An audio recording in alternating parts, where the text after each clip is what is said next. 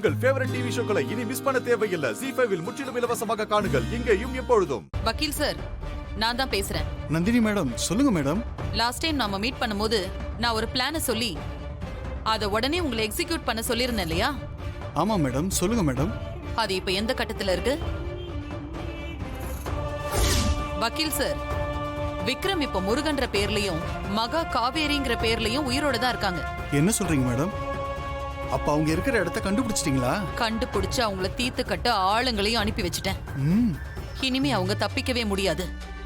அவங்க சாகிறது கன்ஃபார்ம். ஆனா அதுல ஒரு சிக்கல் இருக்கு. புரியுது மேடம். விக்ரம் இறந்த பிறகு அவனுடைய சொத்து முழுசும் உங்க பேருக்கு எப்படி எழுதி மாத்துறதுன்னு உங்களுக்கு குழப்பமா இருக்கு, அதானே? சரியா சொன்னீங்க. கிரிமினல் லாயர் இல்லையா? அதான் நான் சொல்ல வரத கூட கரெக்டா கேட்ச் பண்ணிக்கிறீங்க. ஆனா அதுக்கும் நான் ஒரு பிளான் பண்ணி வச்சிருக்கேன். என்ன பிளான் மேடம்? சொல்றேன்.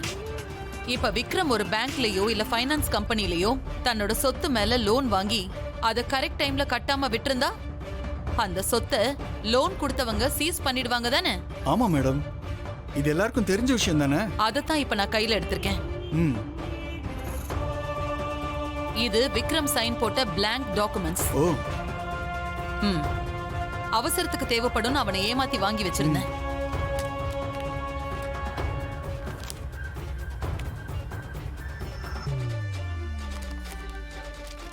இப்ப நீங்க என்ன பண்றீங்க?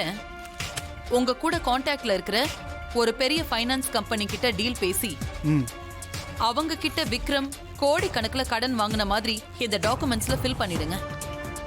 அப்படியே இந்த டாக்குமெண்ட்ஸ கோர்ட்ல சப்மிட் பண்ணி விக்ரம் வாங்கின கடனை சொன்ன தேதியில திருப்பி செலுத்தல, அதனால அவனோட சொத்தை ஜப்தி பண்றதுக்காக எங்களுக்கு அனுமதி கொடுங்கன்னு சொல்லி ஆர்டர் வாங்கிடுங்க.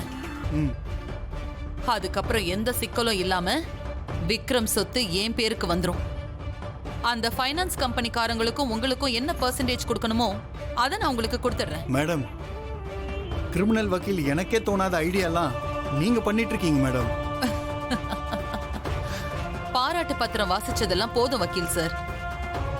இந்த பிளானை எக்ஸிக்யூட் பண்றதுக்கு உங்களுக்கு எத்தனை நாள் தேவைப்படும்? மேடம், இப்பெல்லாம் எல்லா இடத்துலயும் காசு தான் மேடம் பேசும். அவங்க எதிர்பார்க்கிற காசை கொடுத்துட்டா உடனே வேலை நடக்கும்.